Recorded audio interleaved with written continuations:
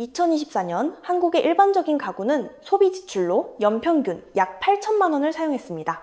이는 전년 대비 5.1% 증가한 수치입니다. 통계청 자료에 따르면 같은 기간 임금은 3.8% 오르는 데 그쳤습니다. 계산해 보십시오. 물가와 사람들이 실제로 감당할 수 있는 구매력 사이의 격차는 매년 벌어지고 있습니다. 하지만 상황을 더 악화시키는 것은 따로 있습니다. 지출의 상당 부분이 과거에는 합리적이었지만 이제는 더 이상 그렇지 않은 것들에 쓰이고 있다는 점입니다.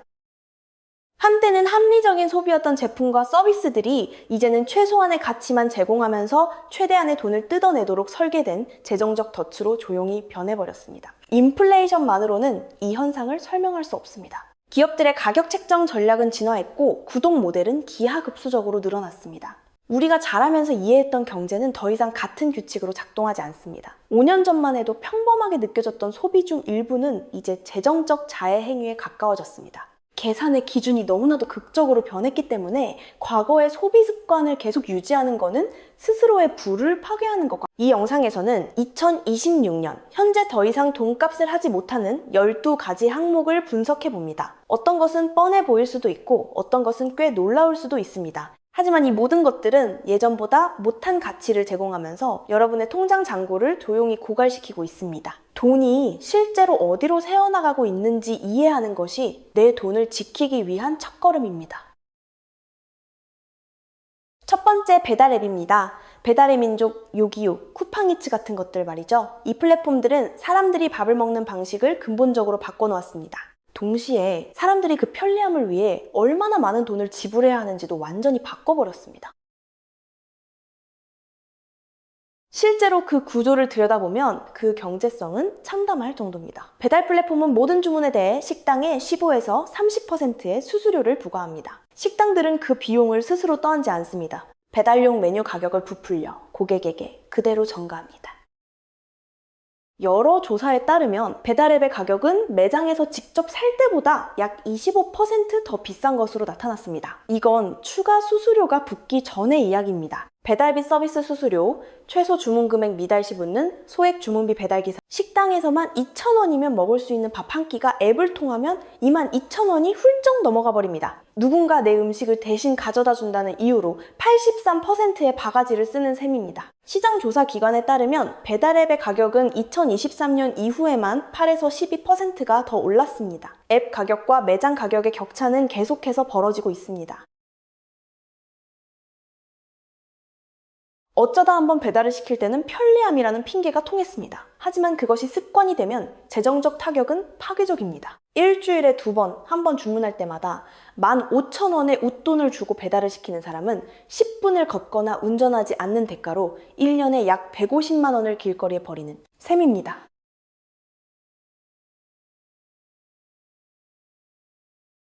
그 돈을 연수익률 8%로 20년 동안 투자한다고 가정하면 이 습관 하나 때문에 매년 700만 원이 넘는 돈을 날리는 것과 같습니다. 배달앱 회사들은 자신들이 무슨 짓을 하고 있는지 정확히 알고 있습니다. 그들의 앱 화면은 결제의 번거로움을 최소화하고 주문을 극대화하도록 설계되어 있습니다. 무료 배달, 구독 서비스 같은 것들은 돈을 아낀다는 착각을 불러일으키면 2026년 현재 일상적인 배달앱 사용은 더 이상 금전적으로 말이 되지 않습니다. 정말 급할 때 어쩌다 한 번 시키는 것은 이해할 수 있습니다. 하지만 매주 시켜먹는 습관은 여러분의 통장에 있는 부를 기업의 주주들에게 고스란히 갖다 바치는 행위입니다.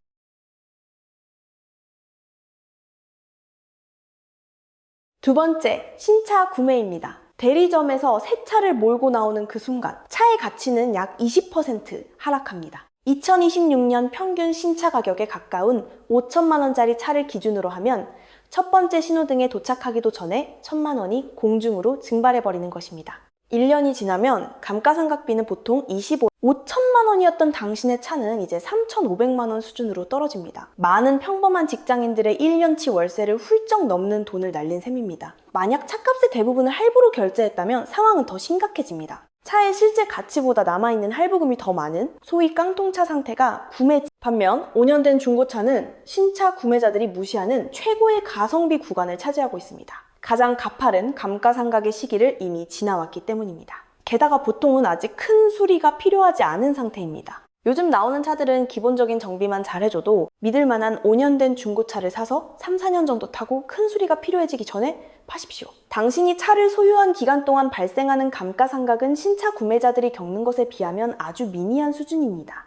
운이 좋으면 샀던 가격과 거의 비슷하게 되팔 수도 있습니다. 이것이 바로 자금의 선순환 효과를 만듭니다. 한 덩어리의 돈이 자동차 시장조사 기관에 따르면 2025년 말 기준 신차의 부금은 매월 평균 90만 원에 달했습니다.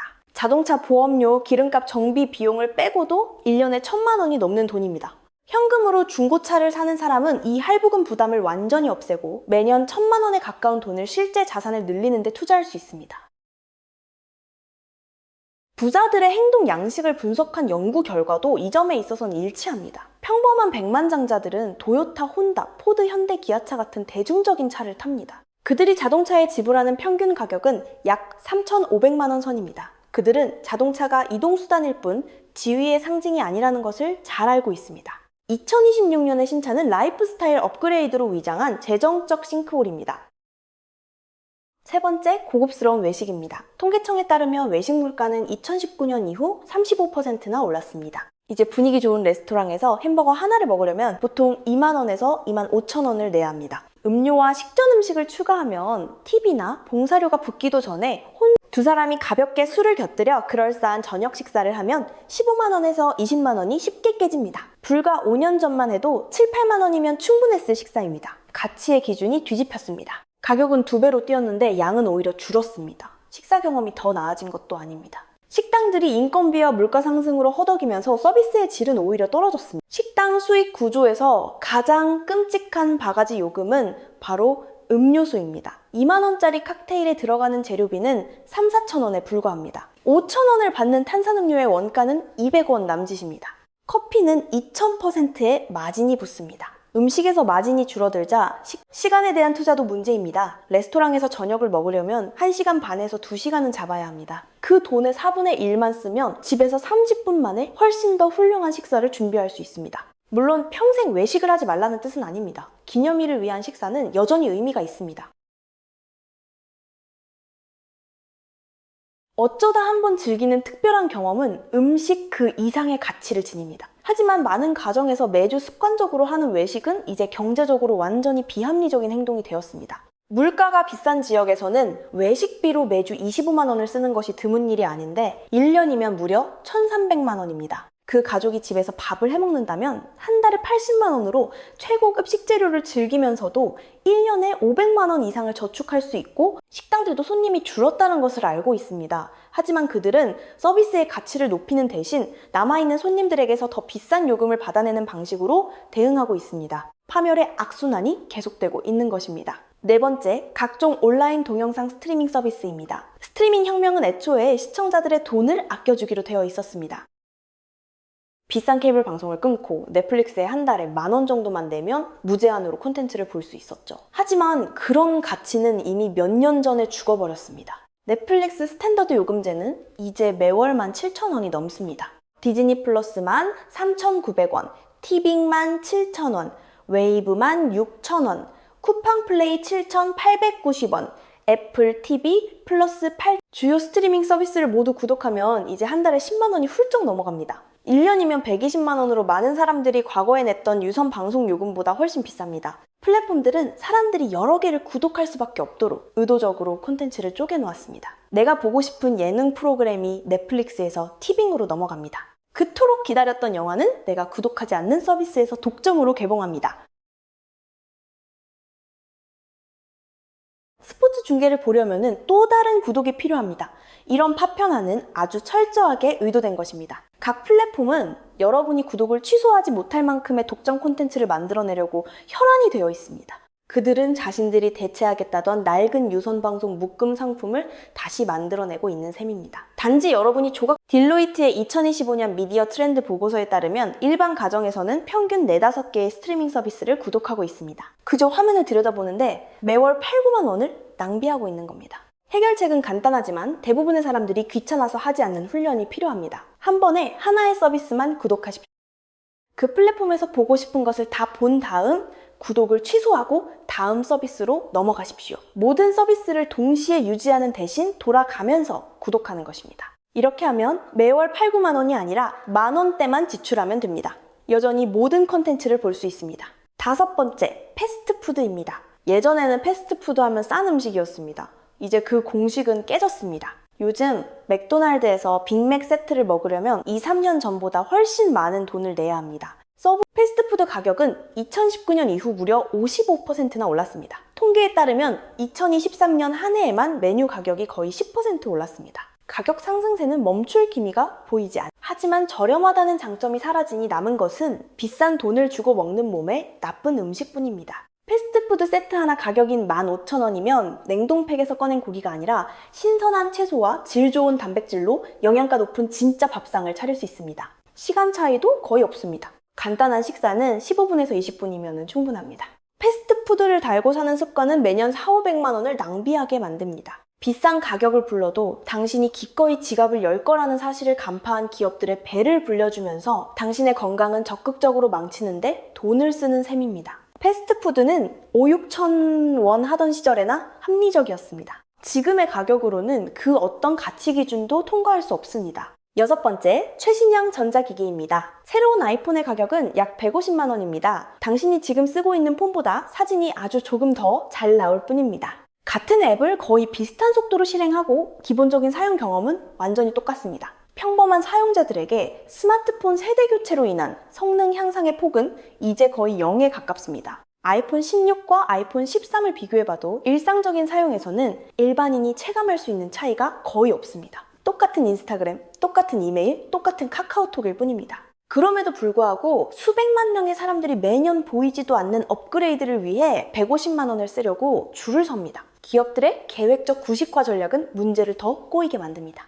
제조사들은 소프트웨어 업데이트를 통해 의도적으로 구형기기의 속도를 늦춥니다. 배터리는 원래 수명이 다하도록 설계되어 있고 수리 비용은 새로 사는 가격과 맞먹을 정도로 비쌉니다. 이 산업 생태계 전체가 끊임없이 새 제품을 사도록 강요하고 있습니다. 스마트폰만의 문제가 아닙니다. 새로운 노트북, 태블릿 TV 등은 3년 전 모델보다 크게 나아진 게 없는데도 엄청난 마케팅 물량 공세를 받습니다. 현명한 접근법은 최신 제품보다 한두 세대 이전의 전자기기를 사는 것입니다. 깨끗하게 정비된 아이폰 14 중고는 새 아이폰 16 가격의 절반밖에 안 됩니다. 당신이 폰으로 해야 하는 모든 기능을 완벽하게 수행합니다.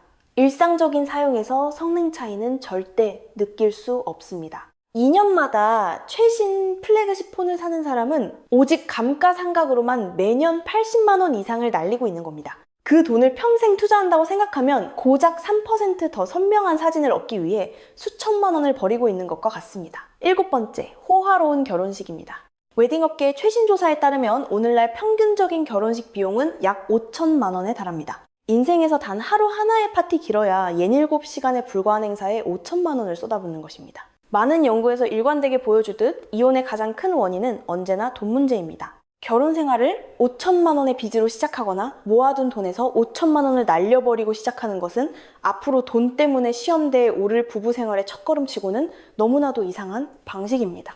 웨딩업계는 사람들의 감정을 조종하는 데 통달했습니다. 웨딩이라는 단어만 붙으면 모든 가격이 치솟습니다. 사진작가는 일반 가족 사진보다 웨딩 사진의 2배의 돈을 요구합니다. 웨딩 장식용 꽃은 가격이 3배로 뜁니다. 일반 행사 대관료가 100만 원인 장소도 결혼식장으로 빌리면 1000만 원이 되어버립니다. 당신은 품질의 돈을 지불하는 게 아니라 웨딩이라는 이름표에 돈을 내는 것입니다. 대학의 한 연구에 따르면 7천만 원 이상의 돈을 결혼식에 쓴 부부는 1000만 원 이하로 쓴 부부보다 이혼할 확률이 46%나 높았습니다. 상관관계가 곧 인과관계를 뜻하는 것은 아니겠지만 그 패턴은 꽤나 충격적입니다. 의미 있는 예식을 치르기 위해 재정적으로 파탄날 필요는 없습니다. 소박한 채플 웨딩이나 가족끼리 하는 작은 파티가 오히려 더 진실한 추억을 만듭니다. 그 파티보다 더 중요한 것은 결혼 생활 그 자체입니다. 노후 자금이나 비상금 등 다른 재무 목표에 아무런 타격을 주지 않고 모아둔 돈으로 5천만 원짜리 결혼식을 할 능력이 된다면 얼마든지 원하는 대로 쓰십시오.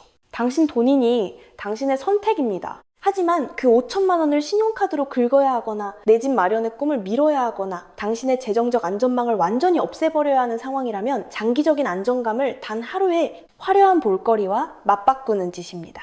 예쁜 결혼 사진은 당신에게 배당금을 주지 않습니다. 8번째, 호화로운 여행입니다. 항공권 가격은 2019년 이후 30-40%나 올랐습니다. 20-30만 원이면 가던 국내선 왕복 티켓이 이제는 40-50만 원을 호가합니다. 국제선 항공권도 비슷한 수준으로 올랐습니다.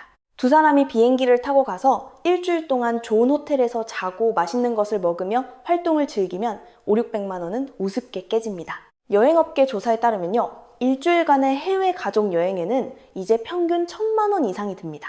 연봉 7천만 원인 직장인에게 그 한 번의 가족 여행은 세전소득의 약 20%에 달합니다. 세금을 떼고 나면 실제 수령액의 4분의 1을 단 일주일에 다 써버리는 셈이죠. 여행은 분명한 가치가 있습니다.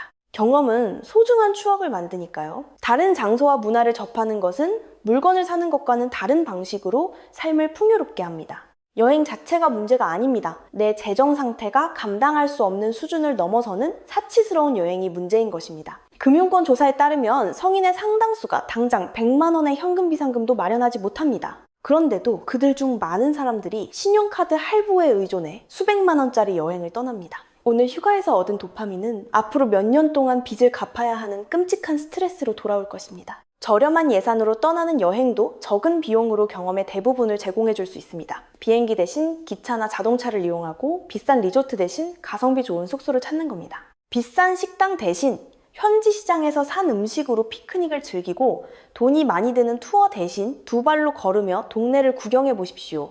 호화 여행 업계가 계속해서 가격을 올리는 이유는 사람들이 빚을 내서라도 그 돈을 내기 때문입니다. 그들은 소비자들의 한계치를 테스트했고 그 한계는 예상보다 훨씬 높았습니다. 당신이 그 호구 잡히는 게임에 동참할 필요는 없습니다. 자신의 분수에 맞는 여행이야말로 진정한 즐거움을 만들어냅니다. 분수에 넘치는 여행은 그 즐거운 기억이 희미해진 지 한참 후에도 당신을 괴롭힐 신용카드 청구서만 남길 뿐입니다. 9번째, 성구매 후결제, 이른바 무이자 할부와 소액 대출 서비스입니다. 이런 서비스들은 사실상 우리가 사는 거의 모든 물건에 대해 빚을 지게 만들었습니다. 5만 원짜리 신발, 20만 원짜리 주방, 가전 3만 원짜리 화장품까지 말입니다. 그들의 유혹은 아주 그럴싸하게 들립니다. 결제 금액을 몇 달로 쪼개고 제때 내면 무이자라니 참 쉽고 간편해 보이죠. 하지만 현실은 그렇게 단순하지 않습니다. 이런 서비스가 존재하는 이유는 그들에게 수익이 되기 때문입니다. 그 수익은 사람들이 결제일을 놓쳐 연체료를 물고 이런 서비스가 없었다면 지지 않았을 빚을 계속해서 쌓아가는 데서 나옵니다. 조사에 따르면 나중에 결제하기 서비스를 이용하는 사람들은 일시불로 결제할 때보다 10에서 40%나 돈을 더 많이 씁니다. 심리적 속임수는 아주 간단합니다. 20만 원짜리 물건은 비싸게 느껴지지만 5만 원씩 4달에 걸쳐 내라고 하면 만만해 보입니다. 당신의 뇌가 작게 쪼개진 숫자만 인식하고 전체 금액은 무시해버리기 때문입니다. 결국 당신은 원래라면 사지 않았을 물건, 감당할 수 없는 물건들을 사게 됩니다. 미국 연방준비은행의 조사에 따르면 이 서비스 이용자의 거의 40%가 최소 한 번 이상 결제를 연체한 경험이 있습니다. 연체료는 눈덩이처럼 쌓이고 남은 잔액에 엄청난 이자가 붙기도 합니다.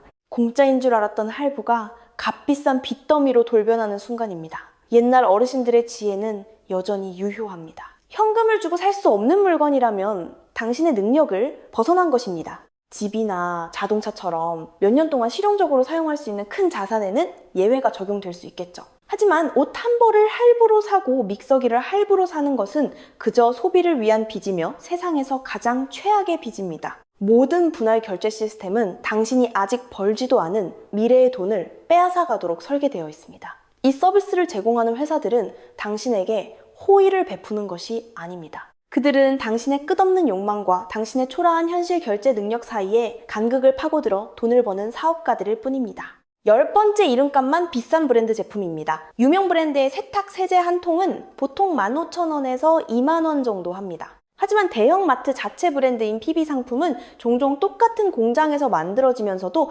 가격은 절반인 7-8,000원에 불과합니다. 세척력은 사실상 완벽하게 똑같습니다. 이런 패턴은 시리얼, 파스타 소스, 청소용품, 약국에서 파는 일반 의약품 등 모든 카테고리에서 반복됩니다. 유명 브랜드가 요구하는 비싼 가격표는 제품의 품질과는 아무런 상관이 없고 오로지 그들의 막대한 마케팅 예산과 브랜드 인지도에서 나온 것입니다. 소비자 단체의 지속적인 테스트 결과를 보면은 마트 자체 브랜드 상품이 유명 브랜드의 품질과 맞먹거나 오히려 더 뛰어난 경우가 수두룩합니다. 약국에서 파는 일반 복제약은 절반 가격이면서도 타이레놀이나 에드빌과 완벽히 똑같은 성분, 똑같은 농도를 가지고 있습니다.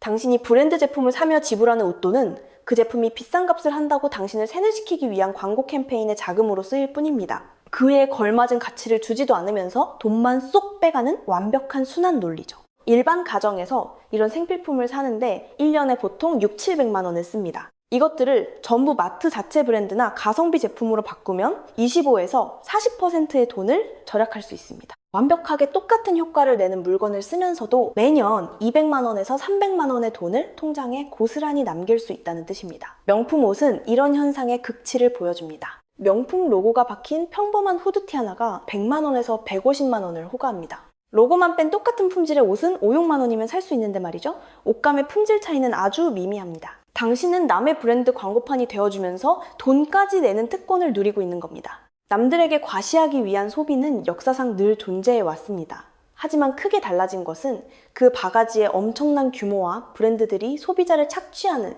그 뻔뻔함의 정도입니다. 11번째 정기 구독박스입니다. 매달 알아서 물건을 보내주는 랜덤 구독박스 산업은 작은 유행을 넘어 이제 40조 원 규모의 거대한 시장으로 폭발했습니다. 화장품, 간식, 강아지, 장난감, 면도날, 와인, 책, 그리고 당신이 직접 고르지도 않은 옷까지 매달 박스에 담겨옵니다. 이 비즈니스 모델은 아주 단순한 심리적 원리를 착취합니다. 사람들은 깜짝 선물을 좋아한다는 사실입니다. 안에 뭐가 들었는지 모르는 미스터리 박스를 열 때 분비되는 도파민은 도박을 할 때와 똑같은 뇌의 보상 회로를 자극합니다. 상자를 뜯기 전의 기대감이 막상 내용물을 확인했을 때의 만족감보다 훨씬 큰 경우가 대부분입니다. 계산기를 두드려보면 절대 소비자에게 유리한 장사가 아닙니다. 일반적인 정기 구독 박스는 한 달에 3~4만 원에서 7~8만 원 정도 합니다. 하지만 그 안에 든 물건들의 실제 시중 가격은 그보다 훨씬 낮습니다. 바로 거기서 기업들의 이윤이 나오는 겁니다. 당신은 누군가 무작위로 골라준, 심지어 그중 상당수는 당신이 원하지도 않는 물건들에 비싼 프리미엄을 얹어 돈을 내고 있는 것입니다. 구독 취소는 의도적으로 아주 복잡하고 까다롭게 만들어져 있습니다. 이 회사들은 사람들의 귀찮아하는 관성 덕분에 흥미가 떨어진 한참 후에도 계속해서 돈이 들어온다는 것을 아주 잘 알고 있습니다. 신용카드 청구서에는 5만 원씩 꼬박꼬박 찍히는데 정작 배송된 박스들은 옷장 구석에 뜯지도 않은 채 쌓여만 갑니다. 정기 구독박스 업체들은 한정판 독점 상품 같은 타이틀을 붙여 인위적인 희소성과 다급함을 만들어내고 나만 뒤처질지 모른다는 불안감을 마케팅에 철저히 이용합니다. 이런 심리전은 철저하게 기획된 조작입니다. 정말 필요한 특정 제품이 있다면 직접 사는 편이 훨씬 쌉니다. 만약 상자를 뜯을 때의 그 놀라움이 즐거운 거라면 물건값이 아니라 일종의 오락 비용으로 프리미엄을 내고 있다는 사실을 명확히 인지하십시오. 그 박스들은 절대 당신의 돈을 아껴주지 않습니다. 당신이 놓칠 뻔한 좋은 물건들을 섬세하게 큐레이션 해주는 것도 아닙니다. 그저 당신의 심리적 방아쇠를 당겨 매달 꼬박꼬박 반복적인 수익을 뽑아내는 비즈니스일 뿐입니다. 12번째 프리미엄 커피와 음료입니다. 스타벅스에서 파는 시즌 한정 프라푸치노나 라떼는 보통 7~8천 원을 훌쩍 넘습니다. 가장 기본인 아메리카노도 4~5천 원부터 시작하죠. 여기에 샷을 추가하거나 시럽을 넣으면 음료 한 잔이 6~7천 원에 육박합니다. 반면 집에서 좋은 품질의 원두로 커피를 내리면 한 잔에 300~400원이면 충분합니다. 아무리 비싼 최고급 스페셜티 원두를 사서 마신다 해도 집에서 마시면 한 잔에 1,000원을 넘기기 힘듭니다. 매일 카페에 들러 8,000원짜리 커피 음료를 사 마시는 습관은 1년이면 약 300만 원이 넘는 돈입니다. 오직 커피값으로만 한 달에 25만 원을 쓰는 겁니다. 집에서 500원짜리 커피를 매일 내려 마시는 사람이 1년에 쓰는 돈이 채 20만 원이 안 되는데 말입니다. 몸에 들어가는 똑같은 카페인을 위해 1년에 280만 원 이상을 길거리에 버리고 있는 셈입니다. 만약 이 돈을 연수익률 8%로 30년 동안 꾸준히 투자한다면 어떨까요? 매년 아낀 그 돈은 30년 뒤 약 3억 원이라는 거대한 자산이 됩니다. 줄을 서서 커피를 사는 대신 집에서 커피를 내린 대가가 3억 원인 것입니다. 프리미엄 커피 전문점들은 사실 커피를 파는 게 아닙니다. 그들은 그곳의 경험, 편리함, 그리고 사회적 과시용 신호를 팔고 있는 겁니다. 이 사실을 안다고 해서 카페에 가는 게 무조건 틀렸다는 뜻은 아니지만 당신이 진짜로 지불하고 있는 대가가 무엇인지는 아주 명확해집니다. 매일 스타벅스에 가는 것이 1년에 300만 원의 가치를 정당화할 만큼 진정으로 당신의 삶을 질적으로 향상시킨다면 계속 그렇게 하십시오. 하지만 대부분의 사람들은 한 번도 이런 계산을 해본 적이 없습니다. 자신들이 평생 일하면서 버는 돈 중 무려 3억 원을 그저 카페의 분위기 값으로 지불하겠다고 의식적으로 결정한 사람은 아무도 없습니다. 계산을 해보기도 전에 이미 나쁜 습관이 먼저 자리 잡아버린 것입니다. 2026년 현재 당신의 돈을 갉아먹는 것들에는 공통점이 있습니다. 바로 편리함 지위에 대한 욕망, 사람의 심리, 그리고 귀찮아하는 관성을 철저히 이용한다는 점입니다. 가치는 자꾸만 떨어지는데 가격만 계속해서 오르고 있습니다. 그들은 사람들이 꼼꼼하게 계산기를 두드려보지 않을 것이라는 사실에 전적으로 의존합니다. 숫자를 직시하고 계산을 시작하면 모든 것이 바뀝니다. 오늘 말씀드린 12가지 항목 하나하나가 매년 수백만 원에서 수천만 원의 비용을 의미합니다. 이 중 몇 가지만 겹쳐도 1년에 1,000만 원에서 2,000만 원이 넘는 돈을 지속적인 만족감도 주지 못하는 곳에 의미 없이 날려버리게 됩니다. 그 똑같은 돈을 꾸준히 투자했다면 당신의 삶을 실질적으로 업그레이드해줄 진짜 부를 쌓을 수 있었을 것입니다. 오늘날의 자본주의 경제는 당신이 무의식적으로 돈을 쓰기만을 간절히 원합니다. 인공지능 알고리즘은 끝없이 당신의 구매 욕구를 자극하도록 설계되어 있습니다. 기업의 막대한 마케팅 예산은 애초에 없던 당신의 욕망을 억지로 만들어내기 위해 존재합니다. 온갖 종류의 할부와 대출 옵션들은 돈이 없어서 물건을 못 살 때의 그 망설임을 깨끗하게 지워버립니다. 이 모든 것들로부터 당신을 지켜줄 유일한 방어막은 바로 인지하는 능력입니다. 물건의 진짜 비용이 얼마인지, 그것이 정말로 그만한 가치가 있는지, 그리고 그 두 숫자 사이에 얼마나 큰 함정이 숨어 있는지를 깨닫는 것입니다. 오늘 영상에서 다룬 12가지 항목 그 자체가 절대적인 악은 아닙니다. 어떤 것들은 비싼 가격을 치르고서라도 당신의 삶을 진정으로 나아지게 만들 수도 있습니다. 진짜 문제는 이런 것들에 절대 돈을 쓰지 말아야 한다는 게 아닙니다. 핵심은 당신이 정말로 의식적인 결정을 내리고 돈을 쓰고 있는지, 아니면 그저 아무 생각 없이 방심하는 사이 지갑이 털리고 있는지의 차이입니다. 당신의 돈은 대기업의 배를 불려주는 데 쓰이거나 아니면 당신 자신을 위해 일하거나 둘 중 하나입니다. 2026년 이 차이를 명확히 아는 것은 그 어느 때보다 가치 있는 일입니다.